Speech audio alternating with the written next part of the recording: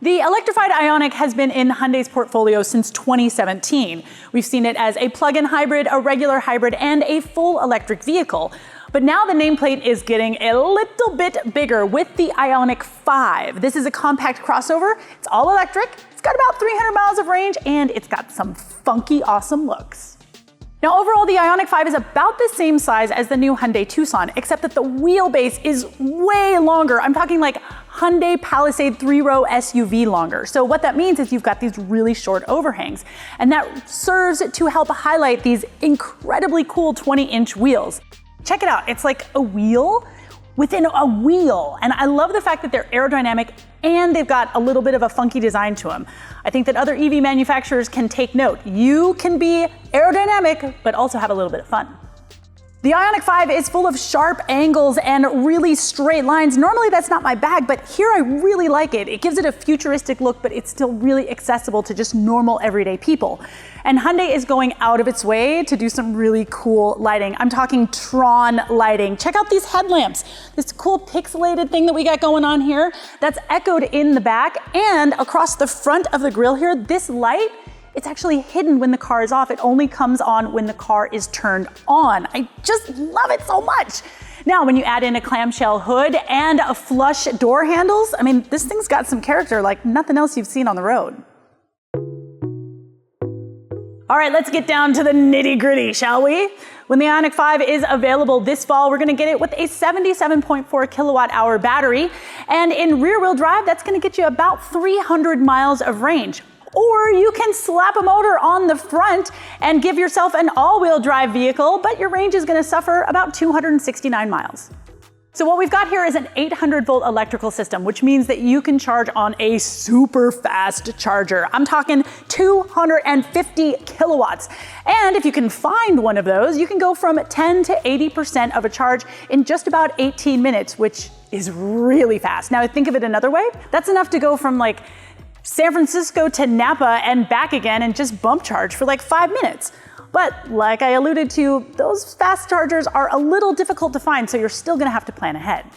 Of course, you can also charge on the older 400-volt system, which is pretty common with 150 kilowatt chargers. Now that will give you 10 to 80% in about 25 minutes and about 42 miles in 5 minutes. I mean, it's not quite as fast, but it's still pretty quick.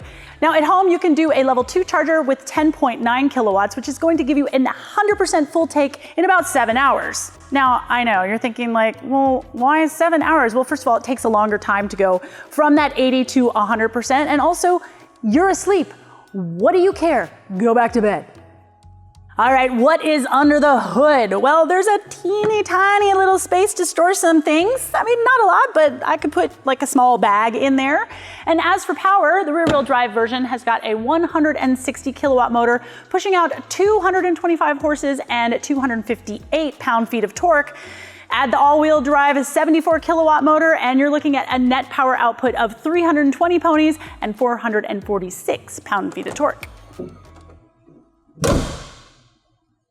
Now, I haven't had a chance to drive the Ioniq 5, but Hyundai says that it is capable of one-pedal driving. So that means you lift your foot off the throttle and the vehicle will come to a stop. But it's like a game, right? Like, will it stop before I hit the car in front of me? Will it? Will it? Well, Hyundai has kind of made that a little bit easier with the Smart Regen technology, which incorporates radar. So it's gonna stop before you hit the car in front of you. I mean, it might not be quite as fun, but it's probably a little bit safer. And what about the inside? I mean, I really like it, and partially that's because it's full of sustainable materials. I mean, recycled plastic bottle for the armrest? Check. Carpet made out of extracts from sugarcane? Check. It's even got bean oil paint. I don't even know what bean oil is, but check, check, checkity check. I'm really digging this dual screen setup, and this is the first vehicle that I've ever seen that has a magnetic dashboard. I mean, as someone who like organizes her life with little slips of paper all over the place, this is genius. So I've got a flat floor here, which means that this center console can move back and forth by about 5.5 inches, which is really cool. But I do want to talk about this steering wheel. So first of all, the shifter is down here, which seems a little bit awkward. I don't know, again, I haven't driven it. Looks a little strange. I do like that I've got the drive modes right here, right under my thumb, but it's just a 2-spoke steering wheel and it kind of like curves downward and I feel like it's judging me like, oh, Hall, that sweater with that blouse, it's kind of the only quibble that I have with an otherwise really sophisticated and minimalist interior. So what's to become of the current Ioniq, that little hatchback as you like it? Well, Hyundai says that it doesn't have any plans to make a next generation. Instead, we'll have this, the Ioniq 5. We'll have an Ioniq 6, which will be a premium sedan, and then we'll have a mid-size SUV for the Ioniq 7. Now, as for pricing, well, we're not going to find that out until we get closer to launch in the fall. But we do know that Hyundai is going to partner with Electrify America that has those super fast chargers, which is going to be pretty darn sweet. We also know that the competition, the Ford Mach-E, that starts in the low 40s, and the Volkswagen ID4 starts at right around $40,000. Now, we all know that Hyundai likes to provide a lot of value in their vehicles, and they have a tendency to undercut the competition by a couple grand. So I expect the Ioniq 5 to be very competitive indeed. All right, YouTubers, I want to know what you think. What is your favorite feature on this new Ioniq 5? For me, it is these taillights because they're so sci-fi Tron. It's like Tron. I just think it looks really dope. Let me know in the comments, and as always, be sure to like and subscribe.